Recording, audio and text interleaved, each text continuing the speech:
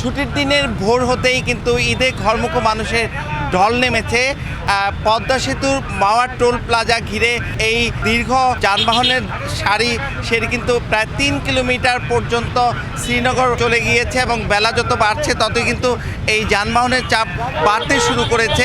2টি লেন দিয়ে মোটরবাইকের টোল আদায় করা হচ্ছে এবং এখানে কিন্তু আরও 6টি যে বুথ সেগুলো দিয়ে অন্যান্য যানবাহনের টোল আদায় করা হচ্ছে। এই ম্যানুয়াল পদ্ধতিতে টোল আদায়ের কারণে কিন্তু সামাল দেওয়া যাচ্ছে না যানবাহনের চাপ এবং সে কারণে কিন্তু এই জটলা তৈরি হচ্ছে। আমরা তো চাই যে নির্বিঘ্নে যেতে, কিন্তু এখানে ব্যবস্থাপনাটা আরেকটু ভালো হলে ভালো হইতো। টোলটা যদি আরেকটু ফাস্ট করা যেত অথবা আর 2-1টা লেন বাড়ানো যেত তাইলে হয়তো আর একটু সুবিধা হতো। আর ঈদে বাড়ি যাচ্ছি মা বাবার সাথে ঈদ করতে, খুব আনন্দ লাগতেছে। জাম হোক কষ্ট হোক তাতে কোনো সমস্যা নাই।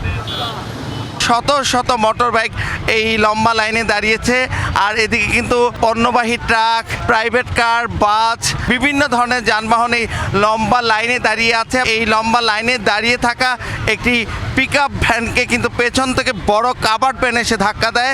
এই পিকআপ ভ্যানটি কিন্তু সামনের যে আরেকটি প্রাইভেট কার সেটিকে ধাক্কা দিলে প্রাইভেট কারটি বাসের ভেতরে প্রবেশ করে ফেলে একরকম পেছন দিয়ে, আবার বাসের ধাক্কায় কিন্তু সামনে একটি লাশবাহী অ্যাম্বুলেন্স ক্ষতিগ্রস্ত হয়। অন্তত একজন আহত হয়েছে এবং এই ঘটনায় কিন্তু পরবর্তীতে পুলিশ এসে র্যাকার দিয়ে এই ক্ষতিগ্রস্ত যানবাহনগুলোকে সরিয়ে নেওয়া হয়।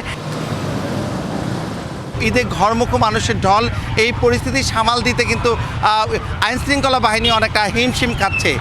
নাসির উদ্দিন উজ্জ্বল, সময় সংবাদ, মাওয়া, মুন্সিগঞ্জ।